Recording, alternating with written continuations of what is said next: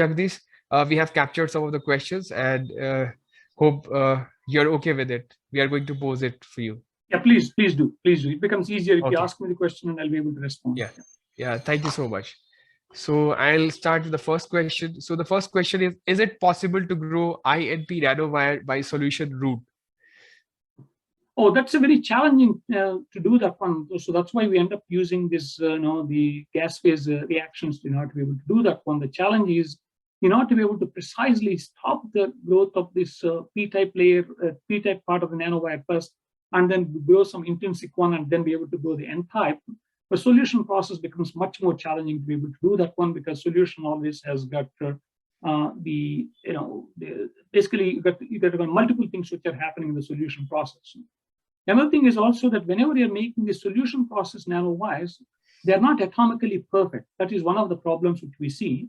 And so because particularly for optoelectronic devices, you need to have atomically perfect nanostructures. Otherwise, you'll never be able to get much light out of that when you've got a defects or so. But whereas some other applications like sensors or otherwise, electrochemical water splitting and other things, probably that may not be that critical. Depending on what applications you're using, you need to be able to choose and do that one. Again, if you're using solution processing, you may be able to make it just the P-type nanowires or N-type nanowires and be able to really, within the nanowire, to be able to really all of them together. It is much better to make use of the gas phase techniques rather than solution phase techniques. Yeah, thank you, Professor Jagadish. So moving on to the next question. So an attendee is asking, you do not see spectral narrowing. Is there any other strategy to achieve this quantum well nanowire lasers? Okay, we have really demonstrated quantum well nanowire lasers. Already we published that work in Nanoletters or so a long time back. But the problem is it's not the question of the quantum well. The problem is electrically injected nanowire lasers. That is a problem. The reason is, if you need to have a good ohmic contacts in order to be able to make metal contacts in order to be able to inject carriers efficiently. Then if you put that one, then these metals absorb the light. That's how the lossy cavity comes. If you replace these metals with indium tin oxide or aluminum zinc oxide and tin oxide and various other transparent conducting oxides, then their absorption is less, but then the contact is not as good as in the case of a metal. And in the process, contact resistance is high, that generates a lot of heat. What we are learning in this entire 4 years of hard work of Nikhil Gagrani is that the heat generation is a major problem, and you really need to reduce the heat generation. That means you need to have a good ohmic contacts. Otherwise, it becomes like a vicious circle of going through a loop sort of thing, where you'll never be able to make these lasers to work, and particularly electrical injected lasers. Otherwise, quantum lasers is not a problem as long as they're optically injected. But electrically injected is still a challenge. And many groups are working on this one. It's been a very, very challenging problem to really solve because of this optical field is always nearer to the surface. And that's why when you're putting the metals on top of that one, optical field is interact with the metals, lead to lossy optical cavities. Yeah. So again, in line with the same question, we have a question. You have measured single quantum well nanowire LED from 30 to 700 nanoangstrom. And then if you go beyond 700, what could be the result?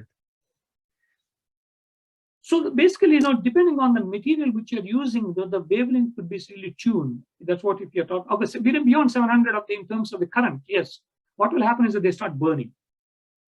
In fact, my student is writing the thesis, and she's really taken lots of SEM pictures. And what is happening is that at the base between the substrate and the nanowire, essentially what happens is they start burning. Or otherwise, if you're really using a single nanowires also, they start burning, because essentially you're generating so much heat in the system. And essentially they're burning, because the glass is not the most efficient heat extraction system. That means because you want to have an insulating substrate for to be able to have avoiding shorting of the contacts, for example. But then these substrates are not very good in terms of heat dissipation. So heat removal is a major challenge. That's what we've been finding. Yeah. So again, coming to the next question, what is the structure of the solar cell and what causes the EQE of this structure to be as high as 90%? So because of the fact that basically what we got is, typically we have done two things. One is that, so-called, PIN junction in the vertical direction. And then what we found is that, again, they're, trying to control and precisely be able to have the junction to be at the same place in all the nanowires has been much more challenging. And again, you have to use a single nanowire solar cell. That means it doesn't really generate enough power to be able to do anything. Though in principle, they could be useful for so-called cell-powered sensors and other things. But if you really want to use them for real applications, you need to have multiple nanowires. And that's where we realize that it is easier to really grow the P-type or N-type nanowire first, and then use atomic layer deposition or something to be able to create another layer. And in the process, you'll be able to get a good quality solar cells or so. Okay? And what was the second part of the question? Sorry. So the second part was like, what causes the EQE of this structure to be as high as 90%? Because the high EQE is because of the fact that we are using 3-5 semiconductors. 3-5 semiconductors are direct bandgap semiconductors. Whenever you're using direct bandgap semiconductors, EQE is much better than indirect bandgap semiconductors, for example. And also that these materials also got excellent mobility as well. So there are two things happen when you have a solar cell. First and foremost, you want to have a good light absorption. And then afterwards, you generate electron hole pairs. And then you'll be able to extract those carriers efficiently as well. The mobility of the carriers come into picture as well. Yeah. So thank you, Professor Jagadish. And there's one question. So I'm wondering if the nanowires can be selectively grown. For example, different nanowires on same substrate as a pattern. We can only grow the nanowires of different sizes by essentially changing the pitch between the nanowires, or otherwise changing the diameter of the holes, for example. But if you want to really grow the nanowires of different materials at the same time, it is much more, and the different parts of the nanowires, it becomes much more challenging. Okay, because gas is always uniformly distributed. We want to have a laminar flow of gases. If you have turbulence, then again, you end up getting very non-uniform nanowires. So that's why you end up doing that one. So what we end up doing is that if I want to have it in the same structure, multiple layers, we grow the first indium phosphide, for example, and remove the gases which are used for indium phosphide, and then introduce the gases needed for the growth of indium gallium arsenide, which can form as a quantum well, for example. And then you come back and then introduce the gases needed for the growth of indium phosphide. That's how you can be able to create within the nanowire different multiple layers of different compositions or so, but not as in different parts of the wafer having different compositions of the nanowires. That's much more challenging. Yeah. So moving on to the next question. So how can we ensure about the band gap of the nanowire? So the band gap of the nanowire depends on, basically if you got nanowires which are smaller, larger in diameter, there are no quantum properties come into picture. For example, if there's more than 30 nanometers or so, quantum size effects really don't come into picture. That's where the bulk band gap of the semiconductor comes into picture, for example. Indium phosphide has got, the room temperature band gap of 1.34, and then gallium arsenide has got 1.42, and various semiconductors, gallium phosphide has got 2.2 electron volts or so. So it means, different semiconductors have got different band gaps. But then if you go to the smaller dimensions, then the quantum physics come into picture. Then that means the size plays an important role by essentially changing the size of the diameter of the nanowires, and you'll be able to tune the emission wavelength that one way. Another way of doing that one is that you say, I was telling you about the core shell nanowires. You grow the indium phosphide, for example, then indium gallium arsenide, and then control the thickness of that indium gallium arsenide layer, and then put the indium phosphide, because then that acts like a quantum well tube. And then controlling the thickness of that one, you'll be able to tune the emission wavelength as well. Yeah. So the next question is, what causes the synchronization of neurons on INP substrates? So that's a good question. In all honesty, why this, of course, the two things, that question probably I can interpret in two ways. One is that why these really form into these nice networks and other things, for example, that also really determined by the mechanical properties of the stiffness of these axons of the neurites, which have really been grown out from the cell body, for example. If there's a neurite, if there's a nanowire which is sitting very close by, what will happen is that this neurite is able to go and attach itself to the next one, goes to the next one. The nanowires are too far apart, and then they really grow randomly. In fact, Vinny Gautam, that's what she spent a lot of time optimizing what should be the diameter of the nanowire, what should be the distance between the nanowires and other things, for example. In terms of the synchronization behavior, the honest answer is we still don't know. Really, we don't know really what is it causing to be able to really this synchronized neural signaling behavior.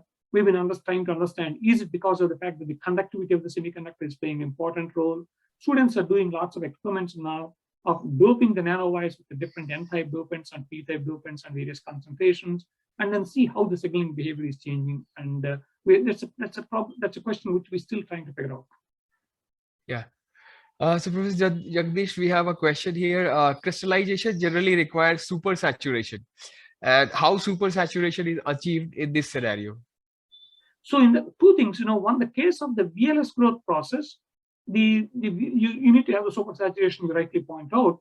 In the case of selective epitaxy, we are not doing any supersaturation because gas phase molecules are coming and then really start nucleating in the holes where it is indium phosphide crystal is there. They prefer to really nucleate in the region where there is a crystal, for example. Okay.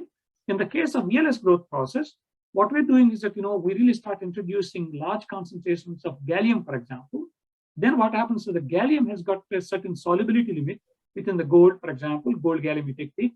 And then once if it exceeds the solubility limit, the crystal starts splitting out, for example. So it's essentially same thing as if you're dissolving the salt in water, for example, and once it exceeds the solubility limit, the salt crystals start splitting out. Same thing happens with the sugar as well. And then also essentially you need to exceed the solubility limit, and essentially that is determined by the concentrations of the gas of the gallium which we are really introducing will determine that sort of thing. And also temperature also plays an important role. Yeah. Yeah, but so, something which is sometimes what people end up doing is they introduce this gas at the high temperature and reduce the temperature. Then that means you need to exceed the solubility limit and crystals start splitting out as well. Yeah. So again, in the constraint of time, we'll take the last question, Professor Jagadish, if you allow. Yeah, sure, no problem. I'm happy to answer any questions people may have. So what are the synthetically relevant factors that affect the rigidity of a nanowire? Because sometimes they are upright in the literature, sometimes they are bent. So this is a question Okay, that's a good question. In fact, what we have done is also, what we've done is that in fact, we have studied the mechanical properties of these nanowires in an electron microscope. So what we've taken some nanowires and you come with a punch and then start looking at the electron microscope and then see how these are behaving. What we found is whenever the nanowires are really smaller in diameter, they got a much higher elasticity. That means they can be really bend like a U-type shape, for example. If the nanowire diameters are thick or larger, then what happens is that their stiffness is so high, that means they behave more like a bulk-like behavior sort of thing. You cannot introduce too much amounts of strain, for example. And also when you look at in the literature, lots of nanowires been bent and other things also. If it turns out they've got a smaller diameter nanowires, they're close by, and also some electrostatic attraction takes place when you're taking an SEM image and other things as well. That can also lead to the bending of these nanowires as well. Essentially depends on the stiffness of the material which you're dealing with, and the diameter of the nanowire also is playing an important role. Yeah, thank you, Professor Jagadish. The last question for you: how to confirm direct or indirect band gap for a semiconductor material? Maybe some informative thing. Okay, that's a good question as well. Yeah. So there are many ways you can do that. One is to really plot the absorption, if you're a bulk semiconductor, as a function of wavelength, and then try to plot this something called a top plot. Either you really plot the absorption as a square root or a square, and then you look at the slope of that one. That will determine if it is a very sharp slope. That means direct band gap semiconductors absorption is much better. Indirect band gap semiconductors have got a much smoother slope or a smaller slope, for example. That's what will be determined. Second thing is also look at the light emission. If you're really getting a very bright light emission, and most likely it is a direct band gap semiconductor. If you're not getting much light emission, and the two could be two things. One could be defects there, and defects also can the light emission even in the direct band gap semiconductor. First, you need to get rid of the defects, and then of course you get rid of the defects, and then if you're not getting good light emission, and most likely it's an indirect band gap semiconductor. But also we can do the density functional theory calculations and be able to various density of states in the conduction band and the valence band, and then see, and then are the minimum in the conduction band states and the maximum in the valence band states are occurring at the same wave vector, or otherwise the same momentum space, then it is a direct band gap semiconductor. In the case of silicon, the minimum in the conduction band is at a different momentum wave vector with respect to the peak in the valence band. That's why it becomes like an indirect band gap semiconductor. That means if I excite the electrons from the silicon, for example, to the conduction band, they need to have another phonon to be able to really conserve both energy and the momentum. That's why they end up going there. And then because you need to have another phonon in order to be able to have the light emission, that's why it becomes inefficient light emission, for example.